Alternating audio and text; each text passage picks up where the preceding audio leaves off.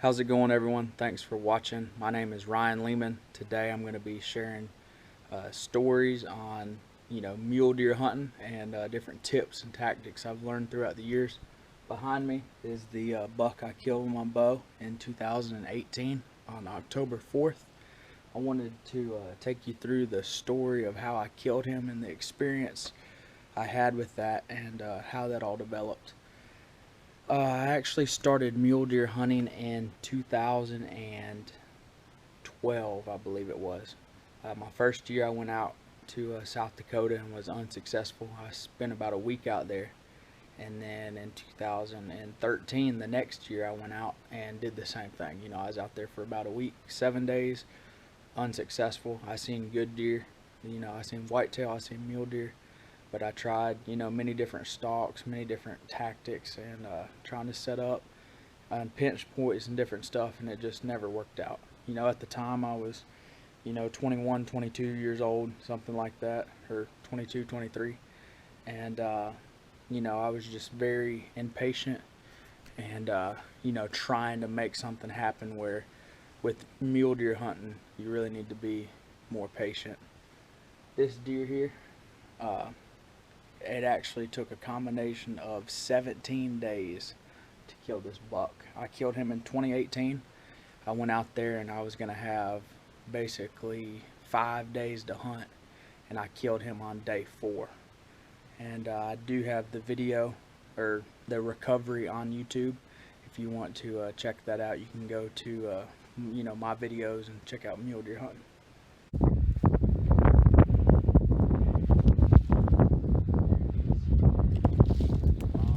Look at everything. Look at, he's got brow tines like a whitetail.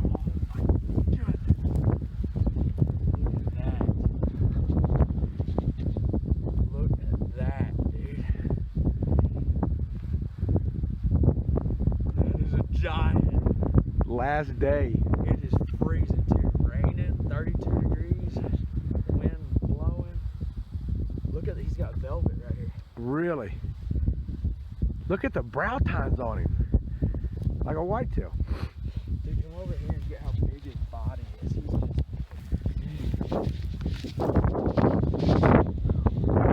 60 yards. Drilled him right there in the heart. Yeah, you did. It's like a cow. He is.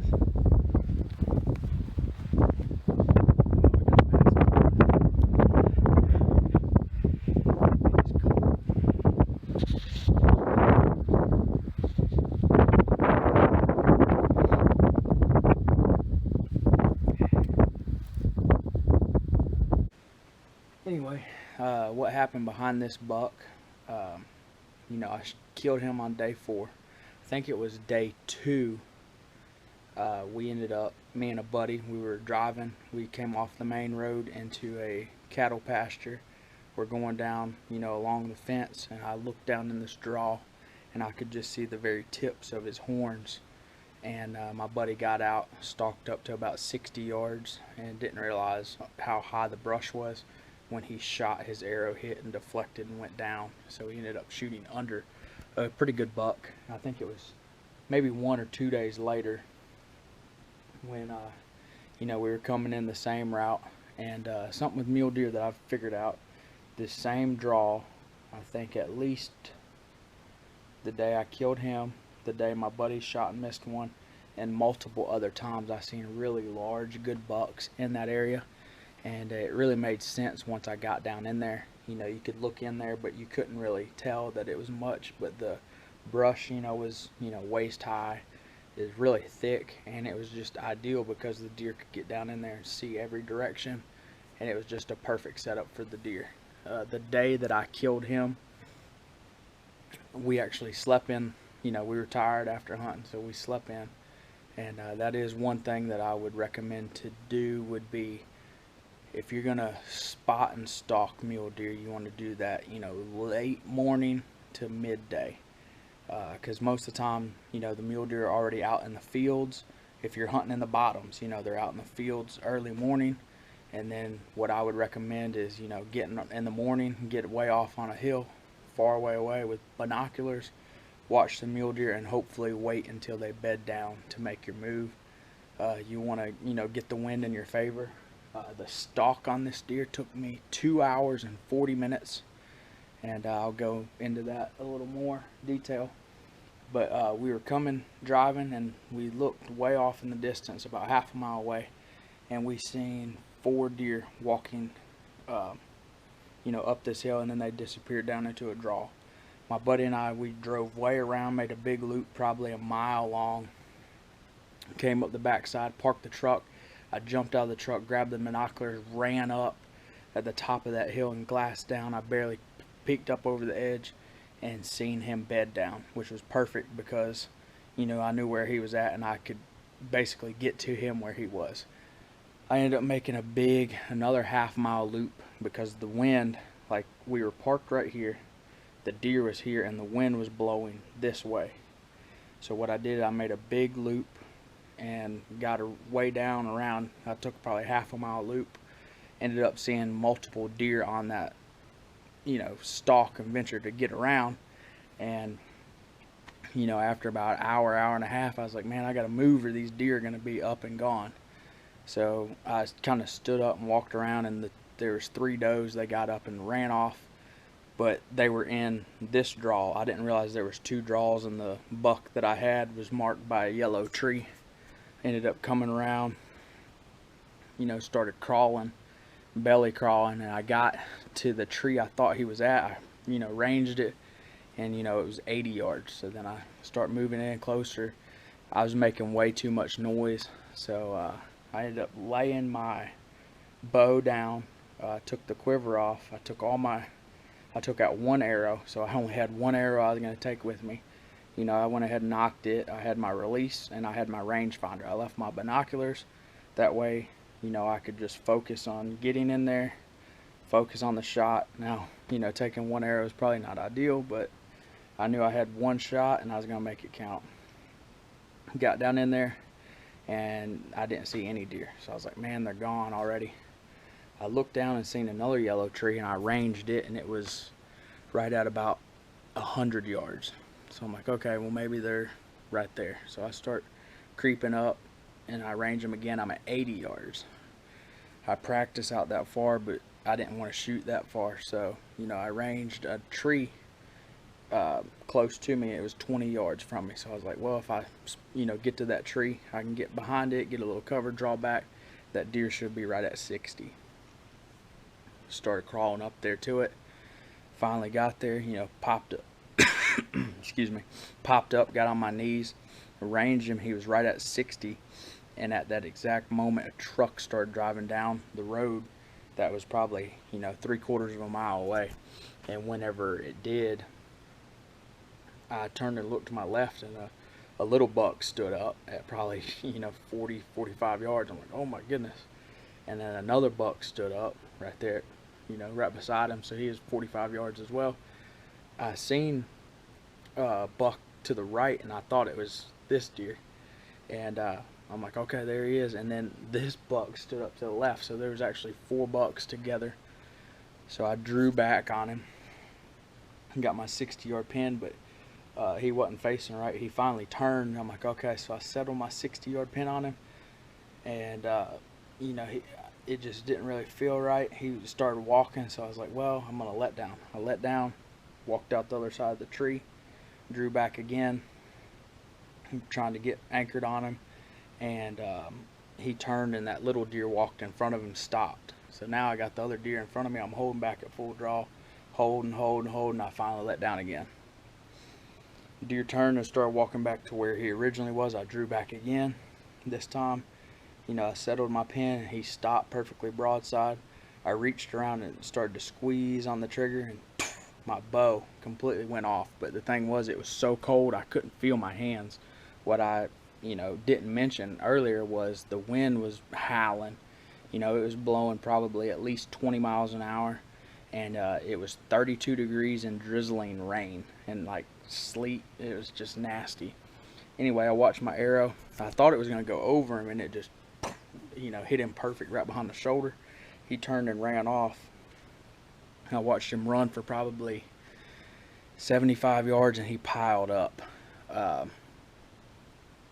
And then, you know, he got back up, he fell again. So I'm like, okay, I'm good. I watched him, and then for probably 5 minutes, I went to turn around to go get my stuff and looked up, and I seen him, you know, going up out over the hill. I'm like, what in the world? And he just walked off. My buddy finally got to me. I told him what happened. We were like, man, that's crazy. I don't know how that deer could walk that off. We ended up walking down there, found where I hit him on the, you know, impact site. I shot him with a Rage. There was blood everywhere. We started trailing, and about 15-20 yards into the trail, we found my arrow. It had, when I hit him, it basically almost was a complete pass through. I think it hung up on the fletchings, and when he ran, it ended up falling out the other side. You know, we followed him. He ended up going about 60 yards from where we found the arrow. So, you know, he probably made it, I don't know, 75 yards or so, and was piled up right there. This deer was probably somewhere close to 300 pounds. I'll post some pictures in there, and then I'll also put some recovery footage there at the end. But the thing I would recommend with mule deer hunting, the tips that I would say, is be very patient. In the morning, you know, set off on hills and high spots and just watch. If you do see a deer, you know, just if you're on foot or whatever, you know, follow that deer and just follow him around until he beds down. Wait until he beds, and then what I would say is if he's in a perfect spot to where you can get the wind in your favor, you know, you might have to make a big loop like I did. You know, it took 2 hours and 40 minutes to do it, but, you know, it definitely paid off. He was about, you know, his body was so big, I had no idea how big this deer really was. You know, the deer ended up being about 40 inches bigger than I thought he was. Anyway, what I was going to say though is, in the morning, you know, set off on the hills. You know, if you do spot a deer, then you can go stalk up on them and try to make it count. If the deer's in a spot where you can't get it, just hold off and wait a day.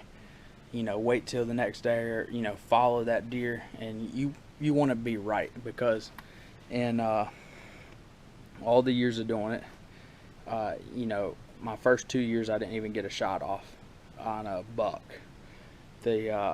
My first 2 years, and then me and my buddy went out. Both of us got shots on deer, but the thing was is the situations on both our deer were perfect. We spotted them. They were in a good location where we could stalk up on them and make a good shot for a bow.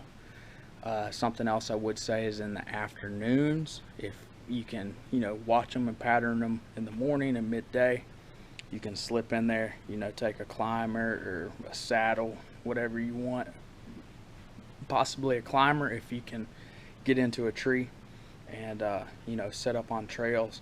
And I'll put some footage in there of deer on trails as well.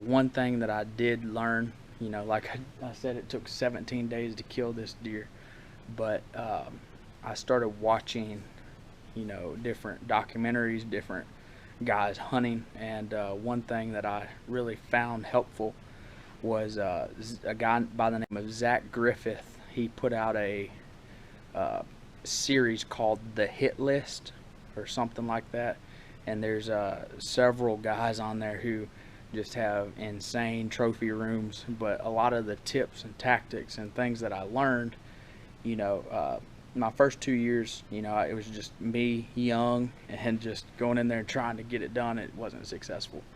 That third year that I went, I killed this deer on day 4 of day 5 out of 5 days. And, if it wouldn't have been for me watching all those different hit lists, all those different hunters, all the tips and tactics that they learned, I'm pretty sure that I would not have killed this buck. But it was an awesome experience. I can't wait to do it again. I was in South Dakota. I was in the bottoms, so there's a lot of kind of creeks and stuff, open fields. This kind of hunting might not work as good out west. I have hunted in Colorado as well with my dad. I didn't have a tag. I was just a caller for him, but I've seen mule deer in the mountains. A mountain mule deer is going to be a little different than hunting a deer in the bottom. But thanks for watching, and I'm going to post some footage in here, and like and subscribe. I'd appreciate it. My next trophy room series that I'll probably be doing would probably be elk, and I'll probably go into some of the gear for hunting, backpacking in, and different frames and different tools that I found helpful, and then different stuff I took that I would not recommend to take. So anyway, y'all have a good night. Thanks.